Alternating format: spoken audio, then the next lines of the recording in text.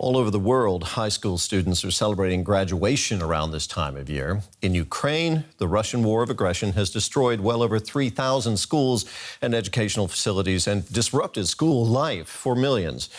DW's Aya Ibrahim went to a school outside Kyiv where students who've seen their education upturned still remain hopeful about the future. These are not your typical graduation photos. No celebrations, no festivities. But for the class of 2023 at this high school outside Kyiv, it's the only way they wanted to mark this milestone. I wanted the world to see what happened to my school, to see that I did not get hung up on the fact that it burned down. I'm still alive. Before the war, their school had just been renovated, its principal tells me. It hosted 400 students. Russian troops then occupied the town and used the school as their base. They took household items, such as washing machines, from homes. As they were driven out, they set it all on fire. This room where I am right now, this was a theater and a cafeteria, a place full of laughter. Now, just look at it, look at the devastation here.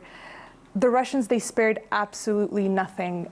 They even set the buses outside on fire as they retreated. It flies in the face of any Russian claims that they do not target civilian infrastructure. The school principal shows me what is left of her office.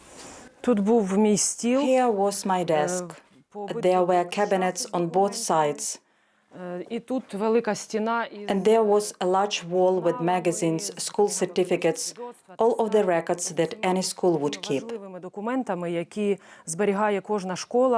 When I came to the school for the first time after it burned down, it was horrifying to see. When you used to work here every day, invest your soul, your time, and sometimes sacrifice your vacation, like me, like our teachers. Her students had to complete their high school years at a nearby village they traveled to every day, leaving their memories behind. When you look at the school, you remember those times when everyone had fun, played games, and studied. It's so sad to look at it now.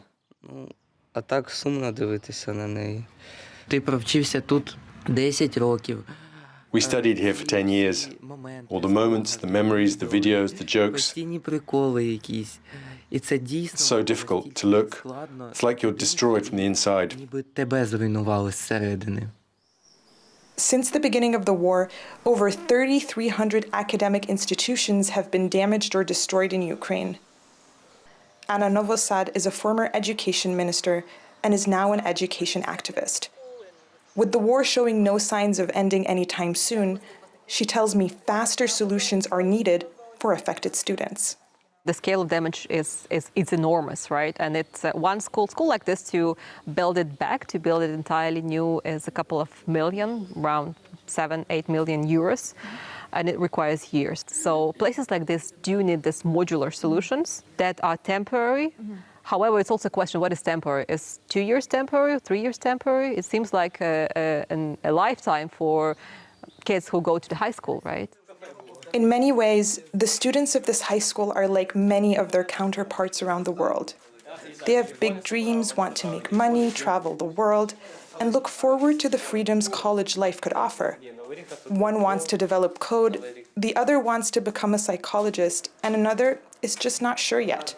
But the war and occupation have left their mark on the young adults they've become. I began to appreciate life more.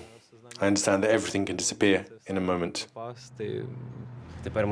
We are not such children anymore. That's how the war has affected us. That's why I just want to live until tomorrow. This is the main goal, and for the war to end. Ending the war is something they have no control over, but it's forged a determination to keep fighting for what matters, their future. And DW's Aya Ibrahim, who filed that report, joins us now here in the studio. A powerful report there, Aya. That young man telling you that he just wants to live till tomorrow. What kind of impact is all this having on the education of young people in Ukraine? Well, it's really an education interrupted, if we can summarize it with one word. There are the visible interruptions. So buildings, schools like this destroyed. There is evidence that Russia actually targets school and educational buildings because oftentimes during shelling they're used as a place for people to go and seek protection. We saw a lot of this particularly in the early phases of the war. And what that means for students is that they have to find alternative solutions that are not always ideal. For these students, they have to be bused about an hour every day to go to another school in a nearby village. Some of the other kids, the younger kids from that school, had to get their education in a place that was a cultural center, putting up very thin walls to make classrooms.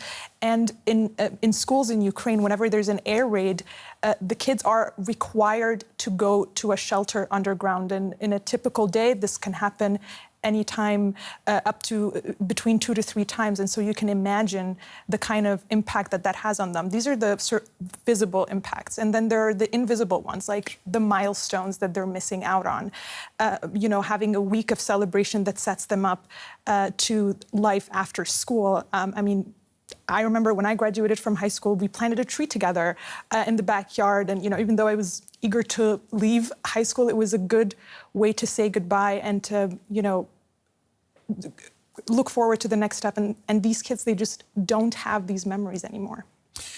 The burden of war for these young people must be tremendous. How are they and their families coping? My sense is that we don't really understand the scale of the psychological impact on children. When I've been reporting in Ukraine for a while, and even when we're not doing reports about children or schools, I ask people, well, how are your kids coping? And we always hear the same things, that children don't respond to explosions anymore. Their sense of what danger is has changed. One woman said that her son, once time he saw a rocket and said, well, Mom, I don't know what's the worst that could happen, that it could hit us, that I could die. That's okay. I would rather not go to a shelter. And there's also a sense of resentment and hatred. One woman told me that her grandson has started saying things like, hating Russians, wanting to, hurt people. And so there's a huge psychological impact that's really invisible. One woman told me that she feels like this generation of Ukrainian children is the lost generation of Ukraine. And so I think, not yet there where we can really assess the impact. But obviously there's a lot of work to be done on the psychological side as well.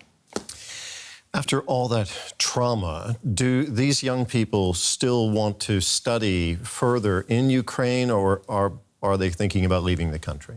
Well, I think it's important to remember that for a lot of them, that might not be an option soon. These students that I met, they're all young men. They're about to turn 18, and that means that they can't really leave the country if they want to, even on holiday, because, of course, martial law requires men between the ages of 18 and 60 to stay in the country. They will, if they go to university, have some exemptions from service, but they can't just leave. With that being said, my general impression, especially talking to young people, is that they want to take whatever they learn to rebuild the country and are really, really committed to being part of the future of the country once this war ends in one way or another. Aya, thank you very much for your reporting, for your insights. DW's Aya Ibrahim.